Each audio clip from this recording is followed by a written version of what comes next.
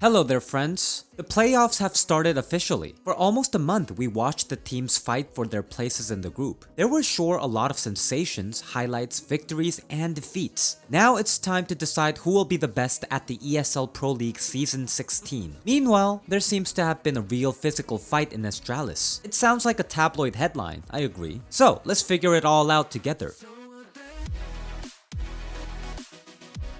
So we'll probably start with the drama around the Russian teams and their participation in the next RMR. As you remember, the teams who had obvious problems were OneWin, K23, and of course AUNKERE's composition. So some of the problems were solved. According to Lollipop, OneWin is still going to the tournament because all team members have obtained visas. Now the only thing that's left is to find a way to get to Malta, and that is indeed yet another challenge. But AUNKERE and SMOOYA's team certainly has its bad at the moment. AUNKERE himself stated that he was definitely missing this RMR. He hasn't gotten the chance to finally get a visa, and the team was left to go on without him. But that's only a part of the trouble. If Calix is not given a visa, then the team will simply be suspended. According to the rules of the ESL, only one replacement is allowed. In case if there's two, the composition is removed from the tour and the team that took the next place in the qualifiers is invited instead of them. So there is a huge chance that benched heroes will miss the RMR. This is what SMOOYA had to say about it. We have an update. The guy who for some reason wasn't crying on stream and really sad, stuff like this. Like, he seemed a little bit too happy. He announced that he's not going to RMR, then instantly pulled his mouse pad out and instantly pulled his gaming sleeve out and said, "Hey guys, buy my gaming sleeve, everything's fine." Had some information. All Russian players have been accepted for their visas.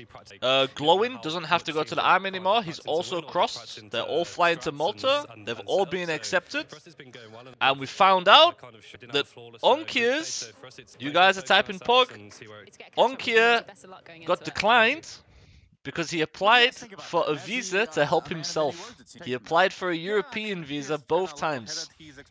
That's the way things are at the moment. So the guys have a solid chance of missing the RMR, and now they managed to have time to quarrel with each other. In the meantime, we are moving on to the next thing. There have been substitutions in some teams. For example, Entropic is now playing with the new stand-in, AUNKERE. He is from Israel, but understands Russian well. Furthermore, the changes have occurred in Apex. Remember they recently assembled the veteran Dream Team? They took shocks and were going to conquer the pro scene, but something went wrong apparently. As a result, instead of winning, they have got a disband. Well, not a straight up disband, but the organization decided to just withdraw from all the tournaments and think about what to do next. It is also not clear when they will return. It's looking more and more like the end of a career for Shocks. But that's not the worst part. The biggest rumors are spreading around Astralis. As you remember, recently the unluckiest pro player of CS went inactive again due to the injury. Config broke his ankle. Astralis will play at the RMR with a replacement, but apparently that's not all. As the Jackson portal reports, they now want to remove Config from the team for good. Most likely because of the injury that he may have received in a fight, by the way. They mentioned that he had a real physical fight with someone. With whom and why is not specified. But logically speaking, who could break Config's ankle? The only option is Blame F, especially since they shamefully fell out of the EPL group. Well, it's just my opinion, guys, but I think everything is kind of obvious here. Well, is the return of Device about to happen, guys? Nah, I'm just playing with you guys. It's a joke. Config himself denies all of this. He said that it was complete nonsense. This portal tried to get some comments on this from him, but in the end, they came up with everything they wrote about themselves. He is recovering and plans to return to CS soon. Well, maybe none of this is true, but if we see Glaive with a black eye at the next tournament, then I think everything is obvious here. And finally, some news about Carlos. As Deserto writes, it turns out that Riot requested Carlos to resign from G2. They blacklisted Ocelot and essentially forced him to sell shares of the organization. Well, that's some kind of strong influence, isn't it? I will make a separate video about the playoffs, but in the meantime, you can look at the results of the last matches. Later, we will discuss the latest news related to this. Don't forget to subscribe to the channel to stay tuned.